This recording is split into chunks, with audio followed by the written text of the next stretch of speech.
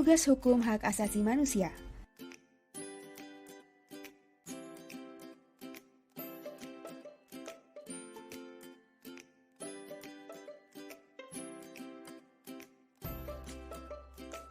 Posisi.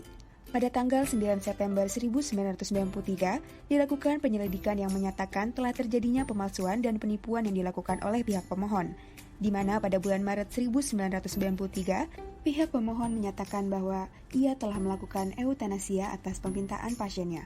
Akan tetapi pemohon menyatakan kepada pihak koroner kota bahwa pasien telah meninggal karena sebab alami.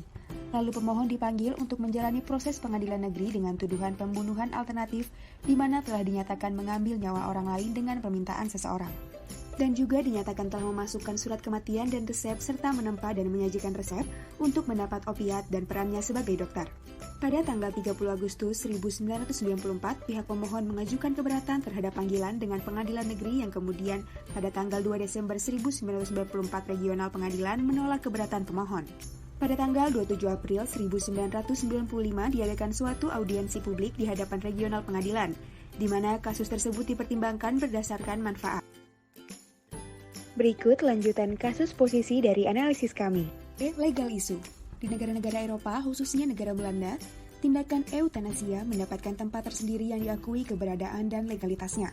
Di Belanda, dalam melakukan tindakan eutanasia, harus melalui prosedur dan persyaratan-persyaratan yang dibantu oleh dokter untuk melakukan tindakan bunuh diri, dan petugas medis lain dalam mengambil tindakan keputusan telah dibahas terlebih dahulu selama beberapa dekade dalam profesi medis oleh para spesialis hukum dan etika baik di depan umum dan juga di Parlemen Nasional.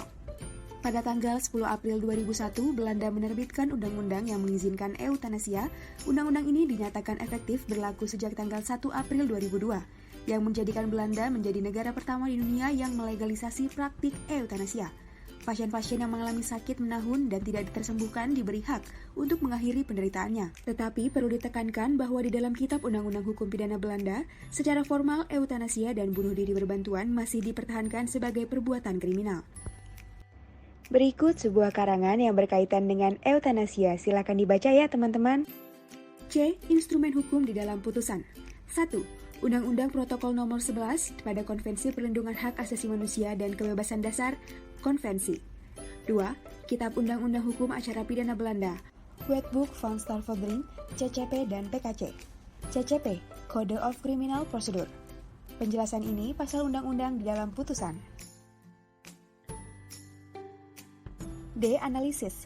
Belanda merupakan negara pertama yang melegalkan eutanasia dengan diterbitkan Wetvan pada tanggal 12 April 2001. Namun, pengaturan ini baru digunakan pada 1 April 2002. Jika dianalisis berdasarkan hukum Belanda dan hukum Indonesia, maka terdapat perbedaan yang signifikan terkait penyelesaian sengketa eutanasia tersebut. Hal ini dikarenakan di Indonesia, tindakan eutanasia belum dilegalkan sedangkan di Belanda sudah dilegalkan. Maka kelompok kami merincikan perbedaan penyelesaian sengketa eutanasia pada kasus di atas menurut hukum negara Belanda dan negara Indonesia. 1. Hukum Belanda. Pada Dutch Penal Codes artikel 293 dan 294, kegiatan eutanasia atau assisted suicide merupakan kegiatan yang dilindungi oleh hukum dengan beberapa panduan yang telah ditetapkan oleh pengadilan di Rotterdam pada tahun 1981, yaitu sebagai berikut. Lanjutan dari hukum Belanda, silakan di-pause untuk membaca. Indonesia. Berdasarkan hukum di Indonesia, jika dilihat latar belakang kasus posisi terkait kasus Zoonvi di Netherlands bahwasanya pemohon telah terbukti secara sah dan meyakinkan telah melakukan percobaan pembunuhan sebagaimana yang diatur dalam pasal 344 Jo pasal 53 ayat 1 Kitab Undang-Undang Hukum Pidana KUHP.